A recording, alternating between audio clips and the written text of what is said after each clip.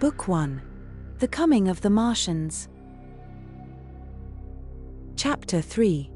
On Horsell Common.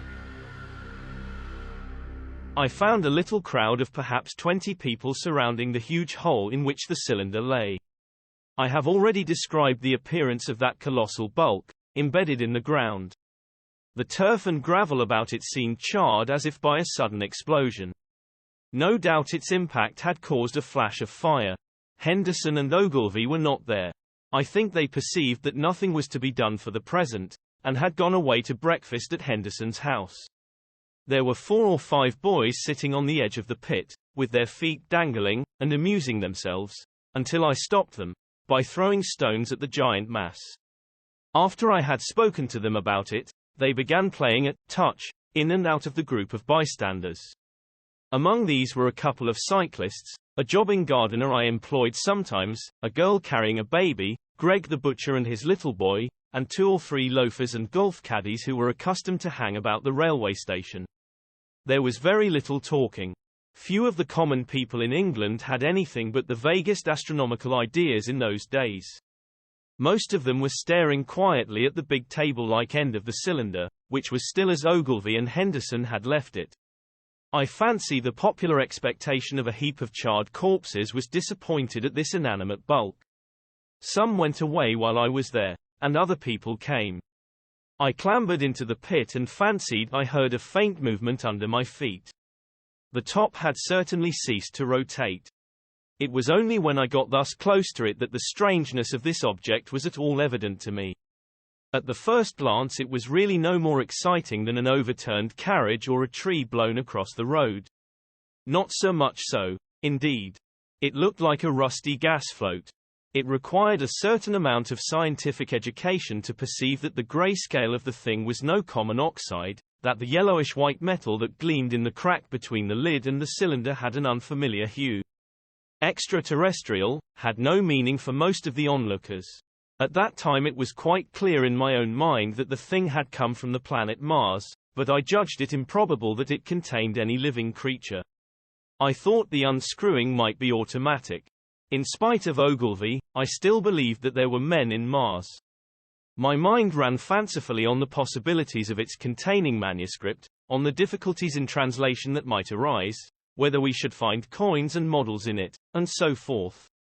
Yet it was a little too large for assurance on this idea. I felt an impatience to see it opened. About 11, as nothing seemed happening, I walked back, full of such thought, to my home in Maybury. But I found it difficult to get to work upon my abstract investigations. In the afternoon the appearance of the common had altered very much. The early editions of the evening papers had startled London with enormous headlines. A message received from Mars.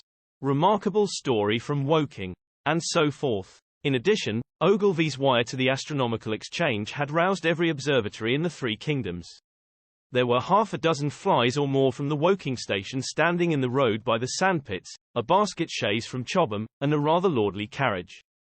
Besides that, there was quite a heap of bicycles. In addition, a large number of people must have walked, in spite of the heat of the day, from Woking and Chertsey, so that there was altogether quite a considerable crowd, 1 or 2 gaily dressed ladies among the others. It was glaringly hot, not a cloud in the sky nor a breath of wind, and the only shadow was that of the few scattered pine trees. The burning heather had been extinguished, but the level ground towards Ottershaw was blackened as far as one could see, and still giving off vertical streamers of smoke. An enterprising sweetstuff dealer in the Chobham Road had sent up his son with a barrow-load of green apples and ginger beer. Going to the edge of the pit, I found it occupied by a group of about half a dozen men, Henderson, Ogilvy, and a tall, fair-haired man that I afterwards learned was Stent, the Astronomer Royal, with several workmen wielding spades and pickaxes. Stent was giving directions in a clear, high-pitched voice. He was standing on the cylinder, which was now evidently much cooler. His face was crimson and streaming with perspiration, and something seemed to have irritated him. A large portion of the cylinder had been uncovered, though its lower end was still embedded. As soon as Ogilvy saw me among the staring crowd on the edge of the pit he called to me to come down, and asked me if I would mind going over to see Lord Hilton, the lord of the manor. The growing crowd, he said, was becoming a serious impediment to their excavations, especially the boys. They wanted a light railing put up, and helped to keep the people back. He told me that a faint stirring was occasionally still audible within the case, but that the workmen had failed to unscrew the top, as it afforded no grip to them. The case appeared to be enormously thick, and it was possible that the faint sounds we heard represented a noisy tumult in the interior. I was very glad to do as he asked, and so become one of the privileged spectators within the contemplated enclosure.